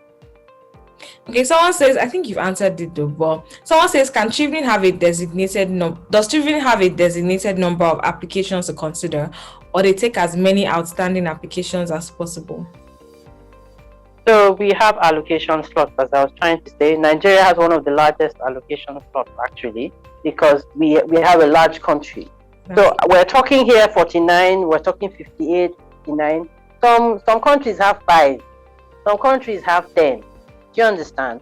So we actually have large allocation slots because of the size of Nigeria. But this year we're looking, at probably just 49, just like last year. But there are some times, because when things are all okay in the UK, where they have, what they call like a clawback system, whereby they pull back, maybe because some people didn't meet the requirements. So some countries have more slots available than they should have. So they gather all these slots and then they give it to countries who have large numbers. So that is why we had the reserves of 18 2 years ago. So we had 59 or so applications that year. But you all know what's going on in the UK. You know about COVID. So obviously the UK has lost a lot of money, and all these extras are not there like they were before. But thinking positively, if things change, the UK becomes stronger, then we hope to get more allocations as time goes on. And by the way, if we're able to get local partnerships, that's something else that increases our allocation slot. Is if we're able to partner with companies in Nigeria who are willing to sponsor 1 person or 2 people, it depends. Because the scholarship is worth like £46,000. So sometimes some people can pay half of that, or some of them will pay the full amount, maybe for just 1 scholar. Okay, so someone says, what does the embassy consider when they are selecting shortlist from long list? It's the same criteria we use. There's no difference. Exactly. If you have a GPA less than 3 points, would it be a disadvantage in the interview? So I know we're mentioning 2. So what if the person has like a 3rd class? If you got to the interview stage, I don't know. I think you're fine. Nobody's going to be looking at your GPA at the interview stage. Honestly, what would be curious or to an assessor is, my goodness, how come this person made it to this stage? And then they will begin to look at your application, and then they will begin to see your experience in other areas, and they'll be like, oh, I see. So sometimes your career experience is what builds you up and makes you look stronger, so that 2 or whatever it is that you had before doesn't matter anymore. It is if you're coming straight out of school and you're showing us your 2-1 and your 2-2, but then when you've been able to have, different opportunities over a period of time, then clearly that shows that you are focused on what your passion is and you're working towards it. You understand? Someone says, similar to what you said though, Bob, does the embassy or selection at the interview, after the interviews have been conducted, are selections based on like course of study, specialization, things like that? No. Okay. No. So it's the same thing we do. We rank it based on the scores. So what we call ranking is you arrange them from the highest to the lowest, and unfortunately, then we now have to cut everybody. So try and get score in everything. That's just what we're saying.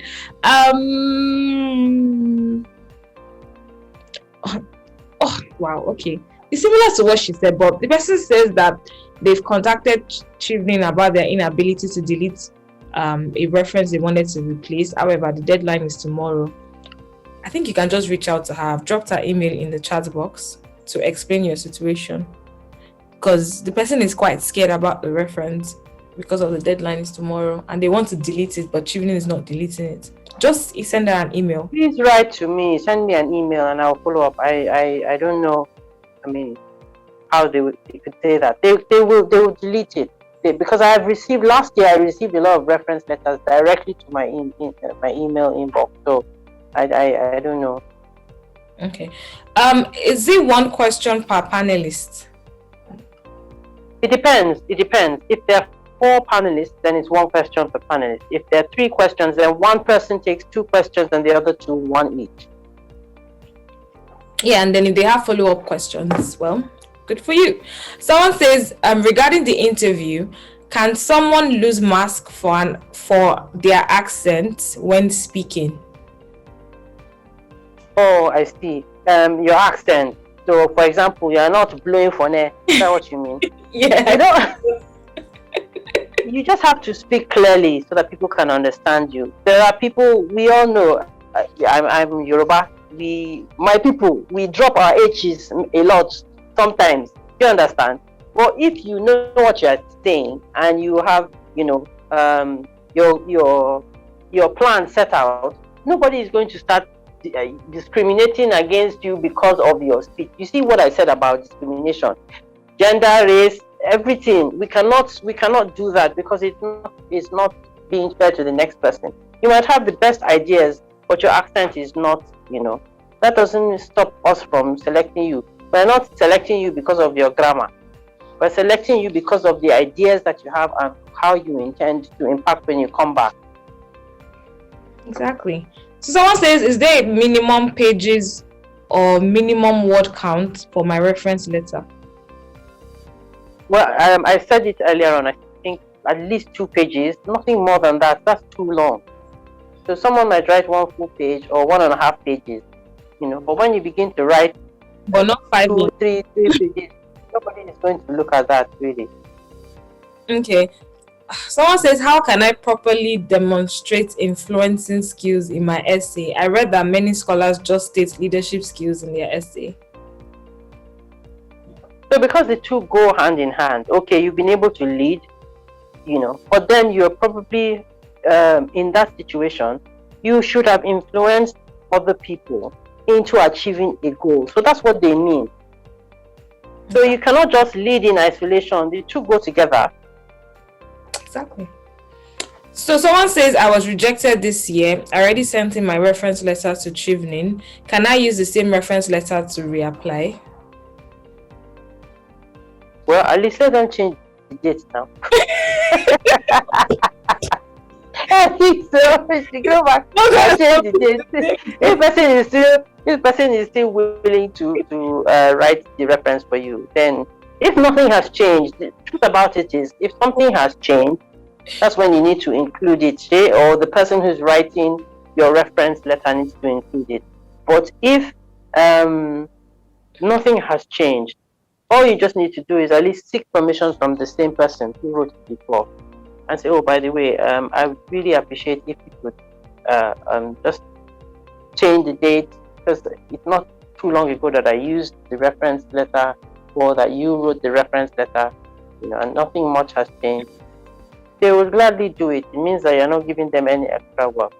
I think my academic, actually, that's what he did, because he didn't really have a lot more to say about my academics. Someone says, can multiple family members apply to the scholarship in different years? For example, if I got it this year, can my brother get it 2 years from now? Yes, why not? That has nothing to do with anything. It is your application that we're looking at. We're not looking at who you are related to. Do you know how many thousands of applications they have that they will start checking who is my brother and they will not check that one? No. Someone says, will they ask me about my other university choices if I have unconditional offer from the first university choice? Yeah, so they want to understand your psyche. They want to understand why you chose the universities you chose. And most times when you're talking about it in your essay question, you would start with your best university choice and then you work your way down, isn't it? But you will be surprised. Sometimes it is your third choice that gives you the unconditional offer letter, and then the first and the second will not. So that is why you need to tell all the universities, let them understand why you like this one, why you like the next one, and why you like the third one. Do not think that one is better than the other. Just sell it as you understand it. Am I right? Yeah, like just sell all of them. Like the same research I did for the first one, I did for the second and the third, and literally, because I literally eventually tried to change my order, and then I think my first choice, I even had issues with it. Like I think they wanted English or something like that. It was now, I think, either the second or third, I can't remember, that allowed me to use my YX certificate. So they're different ways about it. Don't put all your eggs in one basket. I have friends that their first and second choice rejected them, and what if they did not apply to their third choice? That would have been like the end. So don't put all your eggs in one basket. Don't do that. Someone says, what's an ideal reference letter in terms of the content? So it's the letter that will highlight what your strengths are.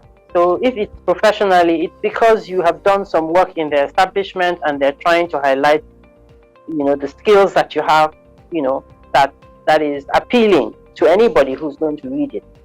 So it's just basic putting out what is the best in you, what they can see in you that they think would help you, to go through with the scholarship.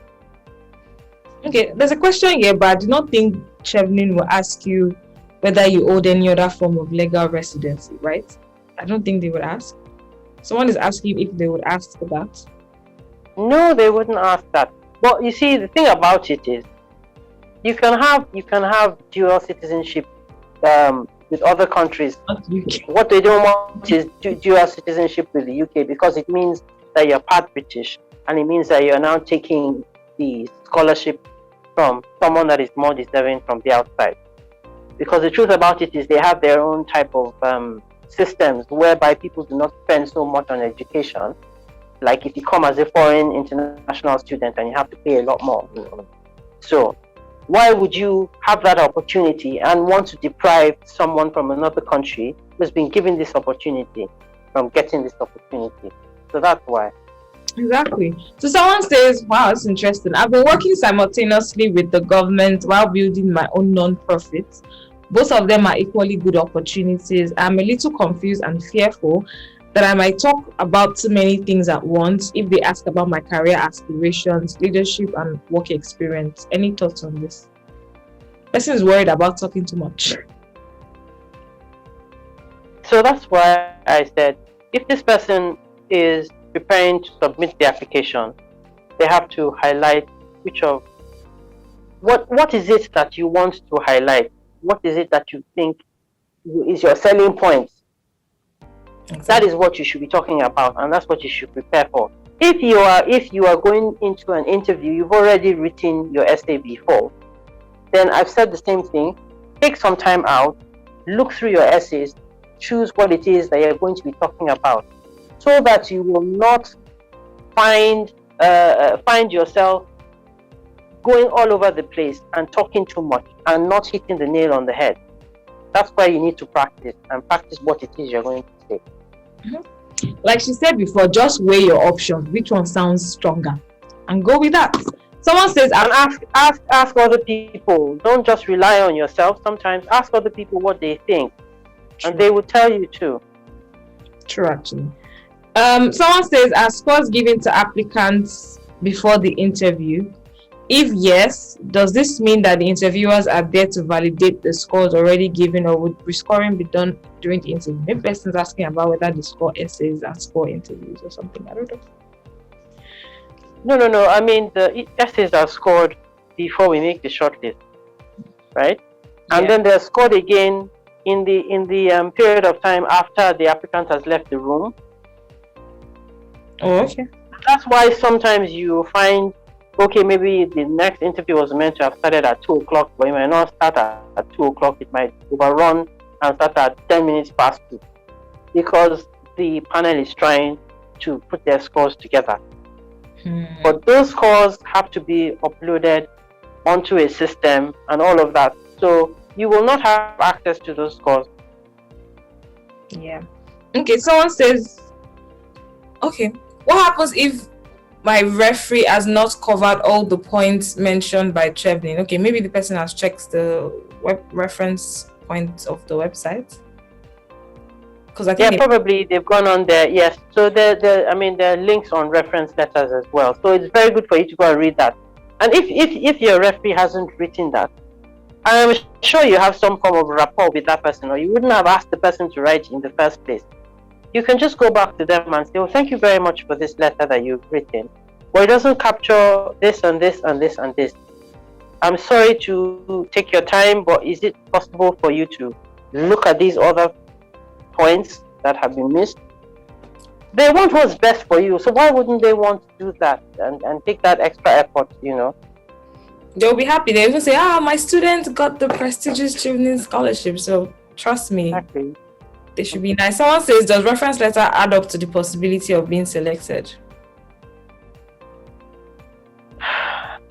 Not really, because you've already been shortlisted. What we use the reference letters for is in line with your application just before the interview. So we're trying to have like a holistic approach to understand exactly, what this person has achieved, and then who has something good to say about you. You understand? So everything is looked at, holistically, basically. Okay. How can you? I saw that question. I don't know. I call the British High Commission to call a referee. I don't know. I don't know it all. Don't say, can I make references to some international organizations I belong to and how I want to make Chevening and the organization work together? Why not? As we said, you highlight what you think are your best strengths and bring those out. But you must be mindful to show what you are doing inside of that whole picture, that scenario. So you're not blowing the trumpet of the NGO, you're blowing the trumpet of yourself and what you did in that NGO or whatever organization that you're trying to. Okay, someone says, how do you make sure that you get 4/4 in all your questions? It's all about your ability to convince the panel that you wrote that essay. It's all about how you bring your points out. It's all about the steps that you lay out for people to see. It's all about following the STAR approach and being succinct and getting everything there should be cohesion in everything that you're saying. It is an art, it is a style. Everybody has their own way. So if you come and by the time you finish the essay, people are like, oh my goodness, I mean, that was awesome after you've left. It means that you ticked all the boxes. You were confident, you knew what you were saying, the follow-up questions, you were answering them. They just knew that this person knows what he's doing, or she. So, I mean, I don't know, it's unique to everyone. It depends on how you come across.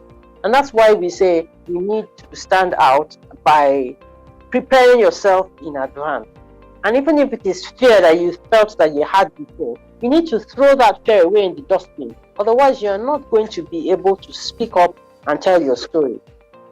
Exactly. And someone asked the question, what is it that I see in Chevening scholars over the years? I mean, what have I seen that makes them stand out? It's the confidence levels. You can see that these guys, they know what they're doing.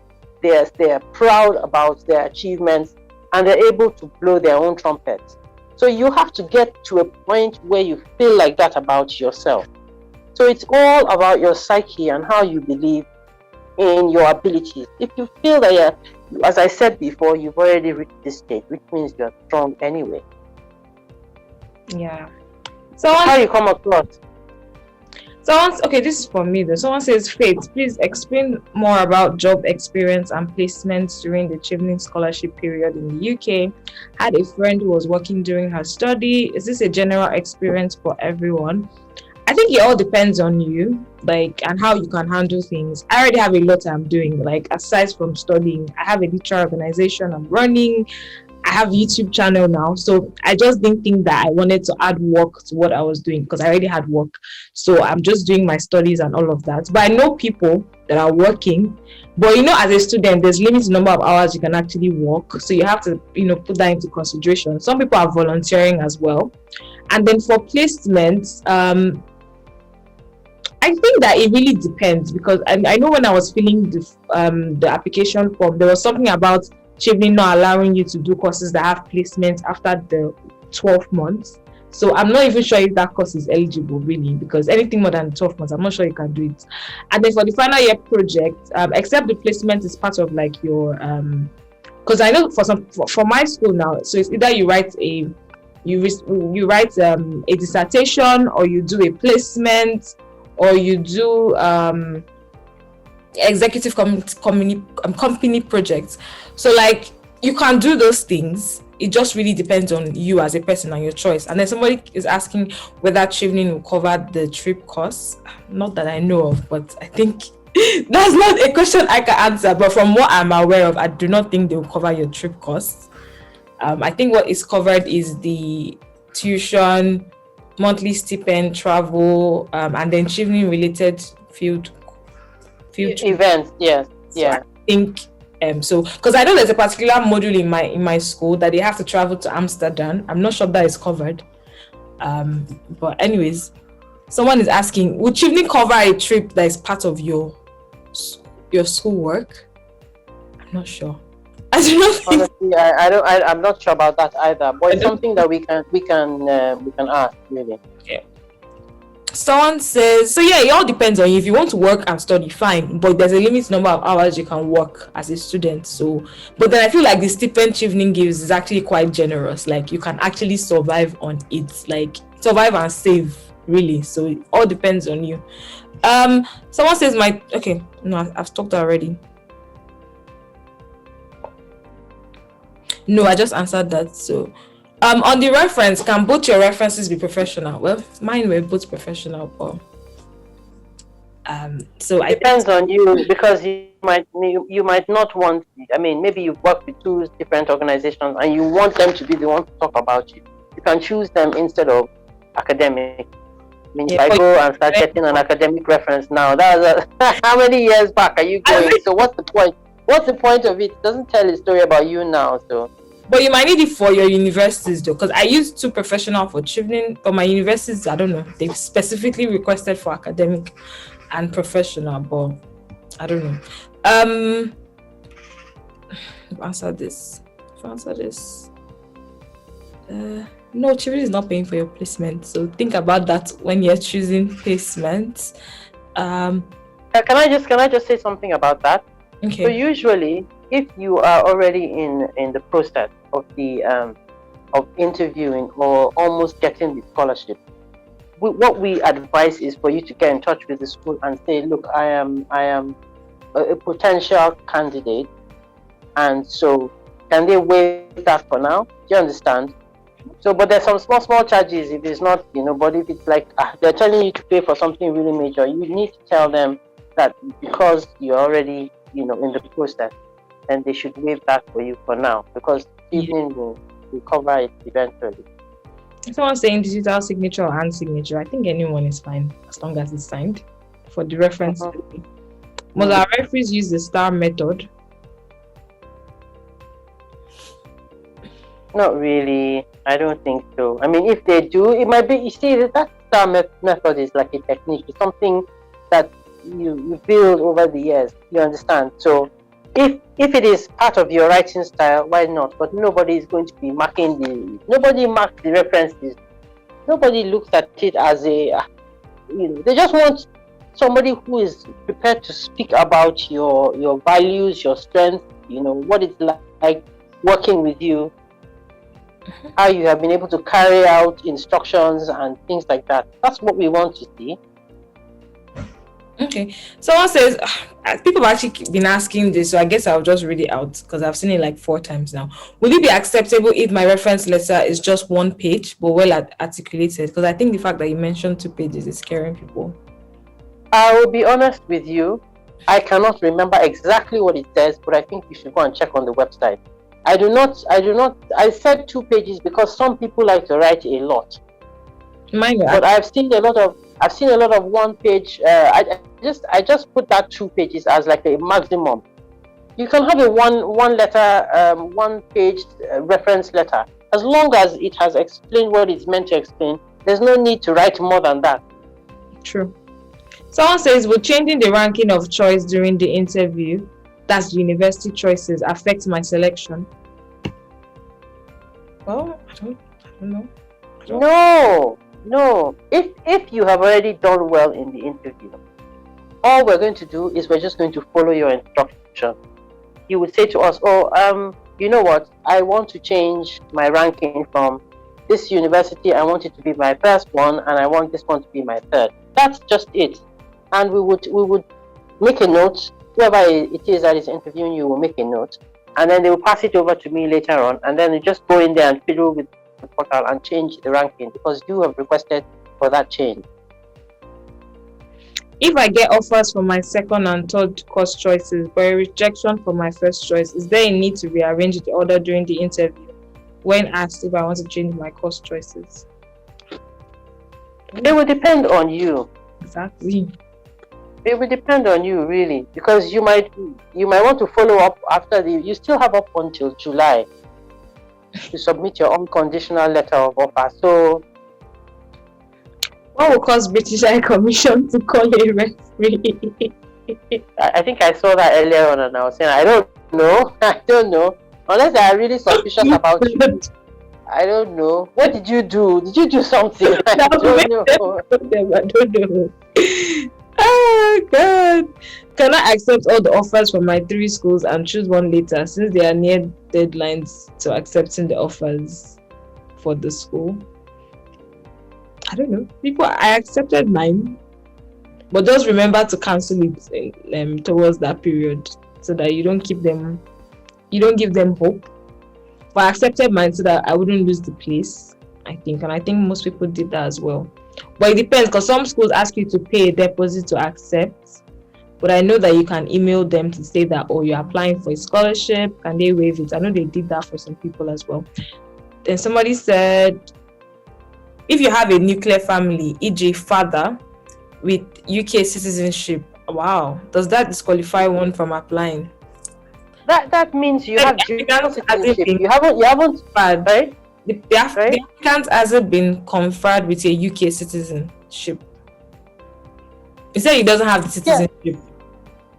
Yeah, but he still has UK links. So unfortunately, he's not eligible because he would have dual citizenship. That's what it means, and we cannot take anyone who has dual citizenship with the UK.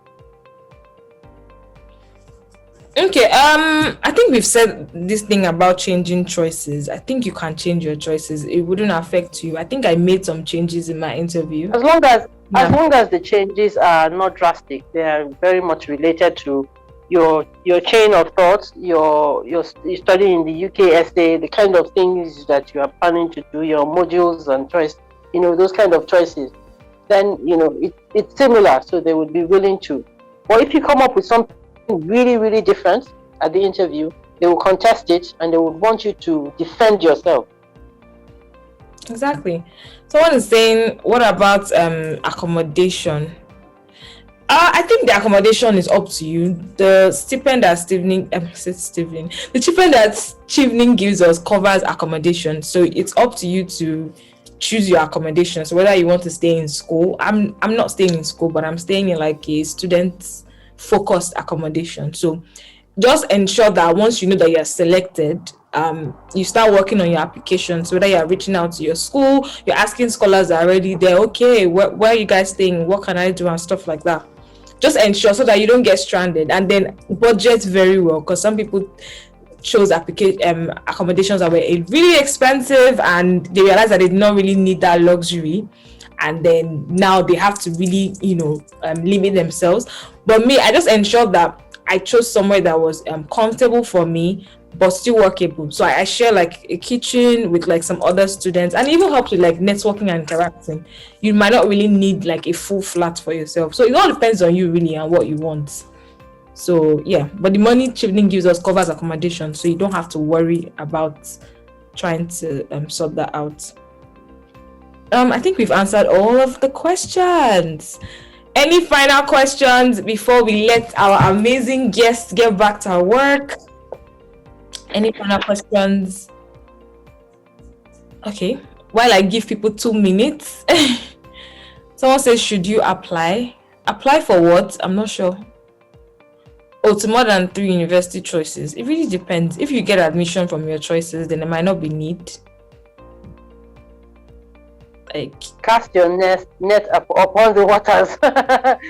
Yeah, because it depends, as you said. What if you do not get a response, a positive, like this person that said she was rejected from the 3, serious. If she had like 2 more, then maybe she would have had a different story to tell now. Okay. Well, lots of people are asking me about mentoring. Just send me a DM, not mentoring, mock interviews. Send me a DM at AFM Stories, and I'll see how I can work around it. A lot of scholars, honestly, we are reading. It's a lot of work, but for people that came today, I can see that you're putting in a lot of effort, and I'll be able to conduct interviews for some people. Oh, wow, it's not that you guys are dropping the questions. Well, let's try and let her get back to work, please. But yeah, for you, so that you don't miss this recording, because trust me, there's something about watching things over and over and over. It really helps. You can also go to my YouTube channel to subscribe now. youtube.com/AFM Stories. Let me just drop it so that you can watch this over and over, and then you can just, there are things that you think you heard, but then listen to them again. You're like, oh yeah, this is what she means. This is what you get that. So let me just drop the link for that, and then the other links I would send them as an email, because I don't know why this thing wasn't letting me. And Faith, we can actually have a look at the last questions they posted. Okay. Not now. You can send them. We can both discuss them, and then we can share it with them, maybe as a link or something for the additional questions that we might have made. Okay, and then finally, Chevening website, like she has been saying, everything you need is on Chevening's website. Just go check, whether it's reference, whether it's interview, whether it's essays. Everything you need is on the website. Literally, you just need to supplement it with amazing information like this from our special guests. But anyways, it was really amazing to have you all here today. Thank you guys for staying to this moment. I'm really rooting for you. I really wish you guys all the success, and thank you, Layo, for making time out. Like, I know how busy you are, and it really means a lot to me, and it means a lot to them, and we're just really grateful for such an inspiring and educative session. And I don't know if you have any final words for them. Just to say, I enjoyed being here. Sometimes when you ask these questions, it makes us think a lot, and so that's good as well for us, because if there are questions we can't answer, we can always take them back to the Secretariat and answer them for you. But it's been great being here, and I'm really hopeful and rooting for those of you who have already been shortlisted for interview. For those who have been rejected, like I said earlier on, it's not just you, it's happened to me in my past.